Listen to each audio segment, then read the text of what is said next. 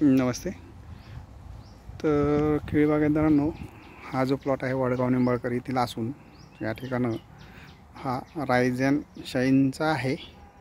या पद्धतीनं ही खाली बुंद्यांची साईज वगैरे आहे. या ठिकाणं जी खराब झालेली पानं आहेत ती काढण्यात येत आहेत.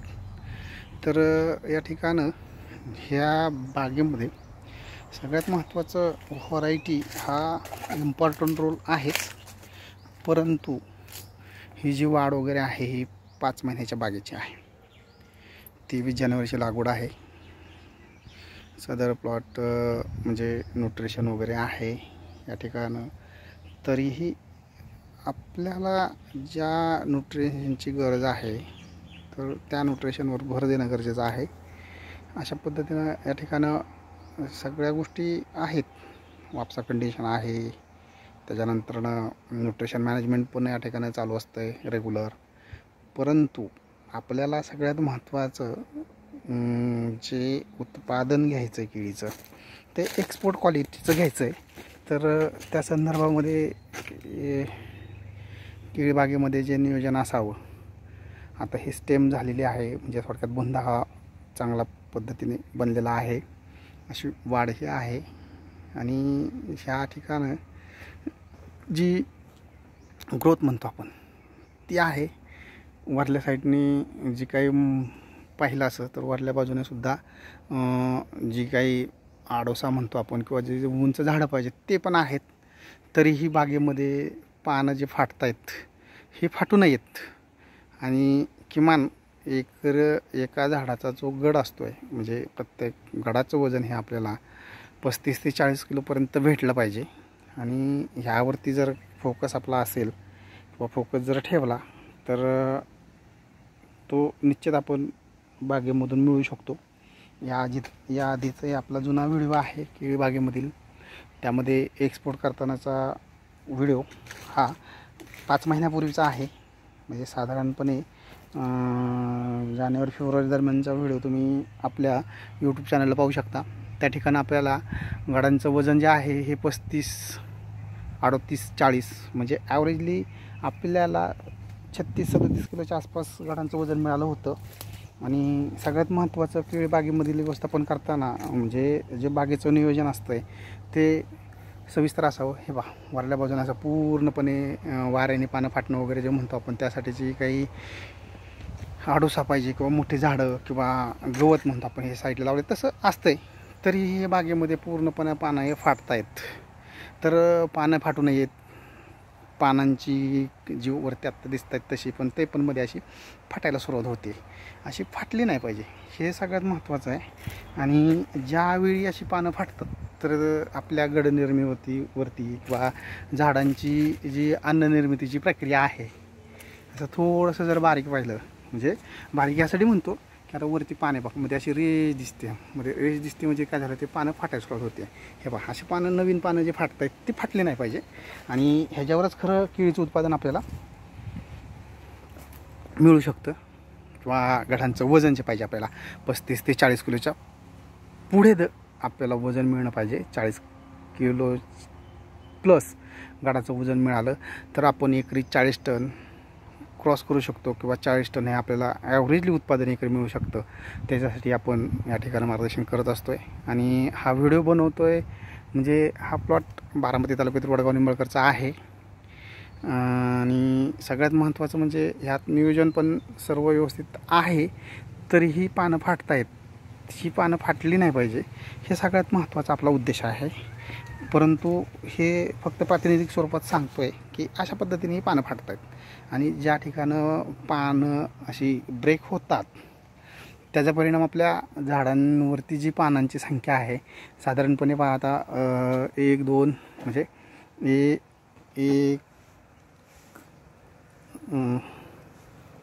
1, 2, 3, 4, 5, 6, 7, 8, 9, 10, 11, 12, 13. परंतु ही खालची पानं आता जाणार आहेत. वरती आपल्याला कमीत कमी 8 ते 9 पानं इथून वरती जे वाढणार आहे, आता ह्यानंतरची वाढ जी होणार आहे किंवा जी ग्रोथ आपल्याला ह्या बुंद्यापासून वरती होणार आहे 8-9 पानं असणं गरजेचं आहे. तर ती पानं जर आपली ब्रेक न होता किंवा न तुटता जर राहिली तर आपल्याला निश्चित क्वालिटी उत्पादन घेता येतं। आणि या संदर्भामध्ये सविस्तर मार्गदर्शन लागवडीपासून तर काढणीपर्यंत असेल तर निश्चित या ठिकाणी आपल्याला केळीचं उत्पादन चांगलं मिळू शकतं। हे ह्या व्हिडिओच्या माध्यमातून सांगण्याचा उद्देश आहे की दररोज व्हिडिओ अपलोड केला जातो आहे किंवा दररोज काहीतरी सांगितलं जातं असं काही नाही आहे की फक्त केळी बागेमधील ज्या समस्या आहेत किंवा ज्या शेतकऱ्यांना समस्या बागेमध्ये आता दिसून येतात तर त्यावरती तो फोकस आणि जी वाढ आहे साधारणपणे लागवड करताना ही जी रोपं दिसत आहेत हे आता इथं हे ठेवलेली रोपं आहेत तर ह्या अशा पद्धतीने जे रोपं आहेत एक साधारणपणे ही जी रोपं आहेत तर किमान अशा स्टेजला जी रोपं असतात किंवा साधारणपणे जरी खालची 5 पानं धरली तर 5 पानांच्या हिशोबानं 5 ते 6 पानापर्यंतची रोपं आपल्याला असावीत। आणि हे इथून पुढे ह्यांनी ठेवलेले रोपं आहेत ही कुठं त्यांना जिथं रोपं जातील त्या ठिकाणी ते लावण्यासाठी अशी बनवून ठेवलेले आहेत। अशी ही काळजी घेणं गरजेचं आहे बागेमध्ये कारण जेव्हा रोप जातं किंवा काय होतं आहे किंवा नवीन ट्रान्सप्लांटिंग करायचं आहे त्या ठिकाणी त्याची वापर करण्यासाठी अशी शिल्लक रोपं किंवा आपल्याकडं केळी बागेमध्ये अशा पद्धतीनं ह्या रोपांची ग्रोथ ही अशा असावी अशा पद्धतीनं म्हणजे हा एक त्यातला एक प्लस पॉईंट आहे की बागेमध्ये रोपं गेल्यानंतरनं किंवा नवीन लागवड करताना कमी पडल्यानंतरनं अशी रोपं आपण शिल्लक ठेवली तर ते उपयोगी पडतात आणि ते वापरता येतात। हे बा सरस ही अशी कंडिशन आहे आणि ही व्हरायटी जी आहे ही रायझन शाईनची आहे। सगळ्यात महत्त्वाचं व्हरायटीचं नाव सांगतो आहे आणि ह्यामध्ये व्हरायटीमध्ये जे प्रॉपर न्यूट्रिशन प्रॉपर वर्किंग जे म्हणतो आपण ते असणं गरजेचं असतं आहे।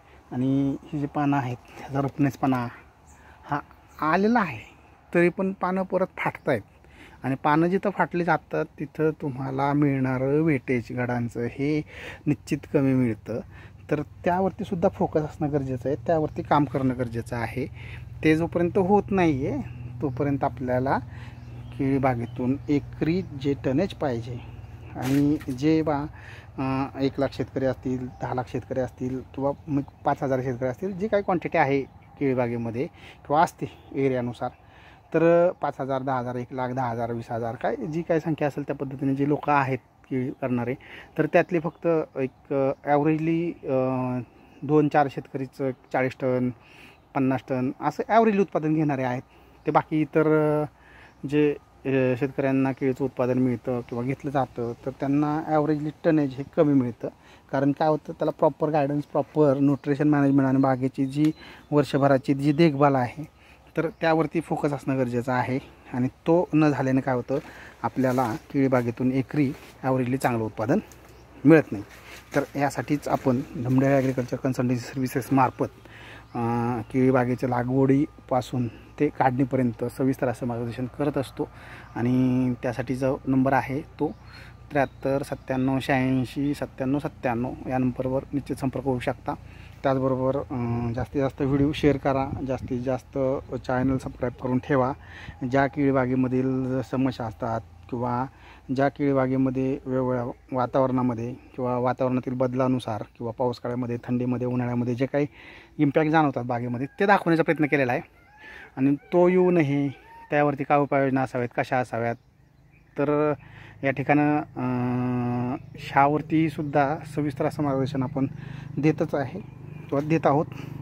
तर ते सगळ्यात महत्त्वाचं असतं आहे आणि यशस्वी शेती करायची यशस्वी केळीची बाग जर आपल्याला उत्पादन घ्यायचं असेल तर त्या ठिकाणं केळीचं पूर्णपणे पाणी व्यवस्थापन असेल जमिनीच्या प्रकारानुसार खत व्यवस्थापन आहे कीड रोग व्यवस्थापन आहे बाकी थंडीमध्ये उन्हाळ्यामध्ये त्याचबरोबर पावसाळ्यामध्ये मुळांचं कार्य थंड होतं कमी जास्त प्रमाणात होतं दिलेलं न्यूट्रिशन अपटेकिंग करत नाही आहे ह्या सगळ्या गोष्टींवरती आपण बोलतो आहे आणि विशेष करून आपण कोणत्याही प्रॉडक्टला किंवा कोणत्याही गोष्टीवरती या ठिकाणी आपण फोकस करत नाही किंवा कोणती गोष्ट सजेस्ट करत नाही आहे त्याचं कारण असं असते जमिनीनुसार किंवा केळी पिकातील वाढीच्या वेगवेगळ्या स्टेजनुसार वेगवेगळे पिकांसाठी लागणारी औषधं खतं हे वेगवेगळे रोल या ठिकाणं पार पाडतात त्यामुळे त्यांचं सिलेक्शन हे महत्त्वाचं असतं स्टेजनुसार सगळ्या गोष्टी ह्या जाणं गरजेचं आहे आणि त्यानुसारच प्रॉडक्ट किंवा खतांचं नियोजन असावं हे या ठिकाणं सांगण्याचा एक संदर्भ देण्याचा एक या व्हिडिओमधील सगळ्यात महत्त्वाचा रोल आणि या ठिकाणचा संदेश आहे केळीबागेसाठी लोकांना किंवा बागायतदारांसाठी. कारण फक्त औषधांचं नाव सांगून तुमचं प्रोडक्शन हे वाढत नाही आहे, तर त्याला पूर्णपणे नियोजन हे केळीबागेचं असावं. त्यासाठी लागणाऱ्या सगळ्या गोष्टी ह्या जर व्यवस्थित प्रॉपर स्टेप बाय स्टेप आपण डे बाय डेज करत गेलो नियोजनानुसार, तर निश्चित आपण 40 टन ॲव्हरेज 35 ते 40 टन ॲव्हरेज हे आपण एकरी हे मिळवू शकतो. गाडांचं वजन हे साधारणपणे 35 किलोपासून 40 किलोपर्यंत किंवा 40+ मिळतं. परंतु ते कधी जर पूर्ण नियोजन असेल तर या ठिकाणं केळी पिकातून जर सक्सेस मिळवायचा असेल, केळी पिकातून एकरी उत्पादन जर वाढवायचं असेल, तर त्या ठिकाणं सगळ्यात महत्त्वाचं केळीचं वार्षिक नियोजन हे लागवडीपासून काढणीपर्यंत सविस्तर होणं गरजेचं आहे. त्याशिवाय केळी पिकामध्ये आपल्याला 35+ 40+ वजनाचे घड मिळणं शक्य होत नाही. ॲव्हरेजली या ठिकाणं सांगण्याचा उद्देश की काही ठिकाणं 20-22 टनापर्यंतच ॲव्हरेज उत्पादन मिळतं. त्यालाही कारणं तशीच आहेत किंवा त्यातल्या काही ज्या त्रुटी राहतात बागेमध्ये काम करताना त्या राहू नयेत आणि केल्याला 1 रुपयाच्या खर्चामध्ये आपल्याला मिळणारा मोबदला डबल मिळेल याची काळजी घेऊनच काम केलं तर निश्चित आपण केळीबागेमध्ये सक्सेस होऊ शकतो. केळीबागेपासून चांगल्या पद्धतीने उत्पादन घेऊ शकतो. हे या व्हिडिओच्या माध्यमातून सांगण्याचा प्रयत्न आहे. धन्यवाद केळी बागायतदारांनो आणि शेतकरी मित्रांनो. आणि त्याचबरोबर ही जी कंडिशन आहे या ठिकाणं वापसा कंडिशन वगैरे सगळ्या गोष्टी व्यवस्थित आहेत, परंतु केळीची पानं फाटतात, तर ती फाटू नयेत. बाकी इतर ज्या काही गोष्टी आहेत किंवा जे कामं करायला पाहिजेत, जे फोकस करायला पाहिजेत, नवीन वरची पानं पण पहा. वरच्या लेवलला जरी गेलं तरी हीच परिस्थिती निर्माण होत जाते. अशा पद्धतीने नवीन जरी असलेली पानं वाटते नवीन पानं आहेत, पण तरी पण ते पण फाटतात. आणि वरच्या बाजूने जर तुम्हाला म्हणाल की बाबा गवत पाहिजे, गवत आहे, म्हणजे ज्या काही शंका असतात बागेमध्ये त्या अशा पद्धतीने आडोसा म्हणतो त्याला, वाऱ्याचा अडथळा निर्माण करण्यासाठी आहे. त्यापेक्षाही वरती नैसर्गिक पद्धतीने वरच्या साईडने पण आहे, तरी पण ही परिस्थिती ह्या बागेमध्ये दिसून येते. म्हणजे सगळ्यात महत्त्वाचं आपलं नियोजन, आपलं वेळापत्रक, त्या पिकासाठी लागणारी खतं, औषधं आणि इतर शेड्यूल हे जे वापरतो आहे ते आपण कशा पद्धतीने वापरतो आहे ते लय महत्त्वाचं आहे. ते जर व्यवस्थित गेलं तर आपण एकरी 40 टन 35 टन ॲव्हरेजली उत्पादन घेऊ शकतो. धन्यवाद शेतकरी मित्रांनो.